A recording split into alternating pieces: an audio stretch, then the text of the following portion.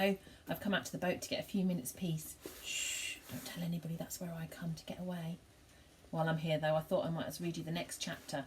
Careless talk costs lives. Queenie introduced us by slapping our ration book down into Ephraim's hand. You're evacuees. This is the war effort too, you know. The lighthouse keeper's dog took a sniff of Queenie's shoes and growled. It was probably a good judge of character, I decided. Yet as my brain caught up with what was happening, I realised life had taken a sudden turn for the better. Putting down our suitcases, I gave Cliff's arm an excited squeeze. We're going to live in the lighthouse. Ephraim, though, was confused. Hold up. You might have convinced Mrs. Henderson that you couldn't have Esther Jenkins, Queenie spoke over him, but the situation's changed. Turning on her heel, she strode back up the street, leaving us on the harbour side. Ephraim studied us in disbelief, as if we'd been magicked out of thin air. He was nothing like I expected a lighthouse keeper to be. Instead of a jolly-looking, bushy-bearded old man, he was young, about Suki's age, and unlike Queenie, actually looked it. He had pale blue eyes, dark ruffled hair, and his face, not much given to smiling, made me rather like him. He wasn't remotely well-sized either. It was only the oilskins that were huge. I remembered what Mrs. Henderson had said about him preferring to live alone, though that wasn't why Esther couldn't stay here. It seemed to be to do with a plan they didn't want her to know about. As it was, Ephraim seemed unsure what to do with us two, or what to say, though his dog happily set about licking Cliff's knees. He's smashing, grinned Cliff, smoothing the dog's head. What's his name? Pixie. It's a she. Ephraim frowned. She doesn't usually like strangers, but she's taken to you, which seemed to convince him we were all right. With a big sigh, he picked up our suitcases. Come on, then. We'd best get moving before the tide comes in. Whistling to Pixie, Ephraim set off back towards the lighthouse. Is he talking to us or the dog? Cliff asked me. Us, you ninny. I gave him a playful nudge. Are you okay? Really? Honestly, Olive, stop fussing. I'm fine. I had to admit he looked happier than I'd seen him in days. Picking our way over the slippery cobbles, we followed Ephraim. The road out to the lighthouse was set so high it felt like walking along the top of a very wide wall. A drop of about 15 feet separated us from the beach below. From up here, the wind, blowing off the sea, felt mean even by Budmouth Point standards. It blew straight through Mum's smart coat, and I quickly found myself wishing for my old one that didn't fit, but at least kept out the chill. After 100 yards or so, the road stopped at steps which led to the lighthouse. The front door was about 20 feet up and reached by a rusty iron ladder set into the building itself. There was a downside to living in the lighthouse, and this was it. Just the sight of the ladder made me distinctly queasy, though I knew it would be even worse for Cliff. Ephraim was waiting at the bottom of the steps. The dog goes up first, he explained. The dog, I frowned. Don't you carry her? As Pixie yapped and spun in circles at Ephraim's feet, it dawned on me she'd done this before many times. Up, girl, up, he cried. She hopped onto the ladder, front paws on the nearest rung, hind paws on the one below. On she went, up and up and up. It wasn't exactly graceful. She sort of stepped, sort of climbed. It was heart-in-mouth stuff to watch. On reaching the top, she pushed open the front door with her snout, then sat inside, looking down at us. That's incredible, Cliff cried, though he was beginning to look a bit sick. Amazing, I agreed, forcing myself to smile. Next, it was the suitcase's turn. Hoisting mine onto his shoulder, Ephraim went up the ladder. Just watching made my mouth go dry. Pushing my case inside the front door, he came back down for Cliff's. Once I'm at the top, you follow. Got it?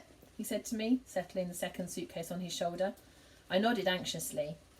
Cliff was jiggling his leg like he always did when he was nervous. Deep breaths, I told him. Be brave. He gulped. Can I go first and get it over with? All right. Come up behind him, Ephraim yelled to me. Don't hang about. I'd noticed how the beach on either side of us was already under water, though looking up wasn't any more comforting. From this angle, the iron ladder seemed steeper and more precarious. Squaring his shoulders, Cliff placed his hands on the lowest rung. When he climbed high enough, I got on behind. The higher we went, the stronger the wind became. It didn't help that the ladder felt greasy and with sea spray, making it hard to get a firm grip, harder still to stop your feet slipping forwards. Beneath my coat, I began to sweat. There were only a few rungs left now. Beyond Cliff, I saw the ledge of the front door, its red paint peeling. Just inside, quivering excitedly, was Pixie. Above me, Cliff stopped. His ankles were shaking badly. Keep going, we're nearly there, I called. But he seemed to be stuck. Cliff, I said slowly, nod if you can hear me. He gave a tiny nod. Good. Now lift your left foot up. He did it. I breathed in relief. Brilliant. Now do the same with your right. And he did do the same, but the ladder was too slippery. In panic, he grabbed the sides of the ladder. His feet kicked in the space above my head. "Find the ladder," I screamed. "Put your feet back on the ladder." Yet the more he kicked, the more he missed the rung. "The ladder, Cliff, it's there, just to your left." "Don't let go," I begged. Only now his hands were slipping down too. Any second he'd come crashing into me, and I didn't think I could catch him. Then, just like that, his feet lifted up. He wasn't above my head anymore. Ephraim was, his arms working madly to haul my limp brother in through the door. Within moments I was inside too.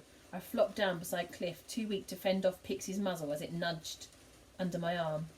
When I managed to sit up, I saw a room with curved walls and a staircase in the middle that twirled upwards.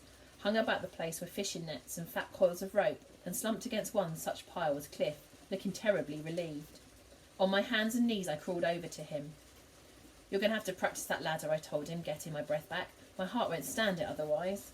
Cliff smiled, not at me, but up at Ephraim, who was peeling off his wet oilskins. "You saved my life."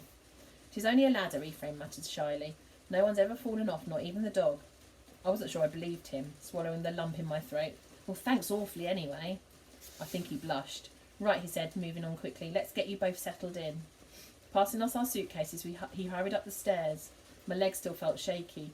Cliff, though, bounded eagerly ahead. On the next floor, Ephraim unlatched an old-looking door. "This is where you'll sleep," Ephraim said, pushing it open. "Gosh," I gasped. "I mean, wow." It was perhaps the nicest room I'd ever seen. For one thing, there was so much light. I counted at least 6 windows, little ones, arched at the top and set deep into the walls. Everything was painted white, even the floor. On either side of the room, 2 beds hugged the curved lighthouse walls. Above each was a shelf of books from which hung beautiful sea-blue lanterns. I didn't even mind having to share the room with Cliff. The beds weren't made up, so I asked where the blankets and pillows were kept. "I'll do that after I've shown you the rest," said Ephraim, heading back to the stairs. He seemed to be in a bit of a rush. Leaving our suitcases unpacked, we followed him to the next floor, which was where Ephraim slept. The level above that was a sitting room with a kitchen. Again, it was another light-filled room with rugs on the floor and cushions on the chairs in colours that didn't match. There were saucepans hanging from hooks, plates stacked on shelves, log baskets, old newspapers, balls of wool where someone had been knitting what looked like socks. Mum would have said the place needed a jolly good tidy, but to me it was a nice kind of mess. "Where's the actual light of the lighthouse?" I asked. Ephraim pointed to the ceiling. "The control room's at the top. That's where I work." "What do you do? Being a lighthouse keeper, I mean." "Give guidance to ships as they pass by. Look out for problems. Ships in difficulty, that sort of thing. I have to record everything that happens in my logbook. Weather, traffic, who I speak to, what I see. It's the law. Oh, and I keep the equipment in good order too." It sounded an awful lot of work for one person. "Is the light on now?" Cliff wanted to know. Ephraim shook his head. "Only at night and in bad weather. There are rocks on this part of the coast that could easily snag the bottom of a boat, and the quicksands. You won't want to get caught in those." "Queenie told us," Cliff said enthusiastically. "Has anyone ever died there?" "Well," Ephraim took a deep breath, "not recently, which is one reason why the light is so important." It was obvious how much he cared for the lighthouse. It was by far the most he'd said to us all in one go. "Miss Carter says there's plans to turn off the light, but how'll that help if the Germans are flying over in daylight?" I asked, a bit baffled. Ephraim's face darkened. "It's just gossip. You can't not have a lighthouse at Budmouth. It's too dangerous."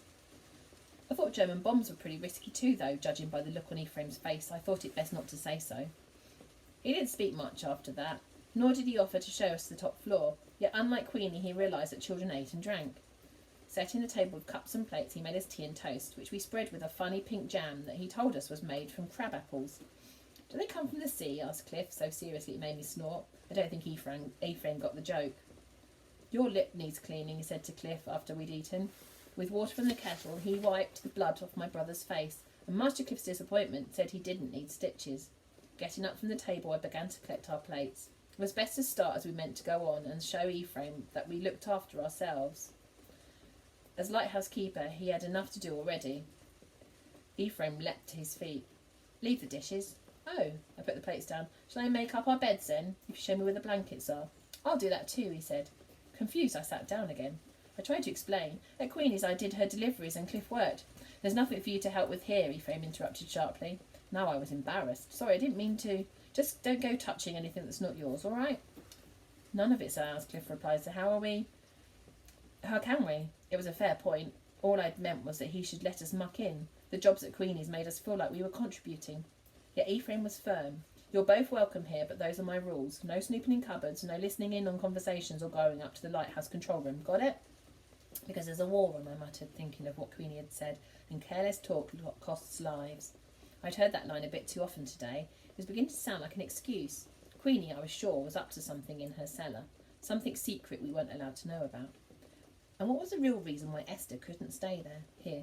Something to do with not getting her hopes up, that's what Mrs. Henderson had said. I glanced at Ephraim, at his closed face, and wondered if he was hiding things too. I wonder what we will find out tomorrow. Anyway, I'm going to stay here a bit longer and enjoy my coffee. Hope you enjoyed that chapter, and see you soon. Bye.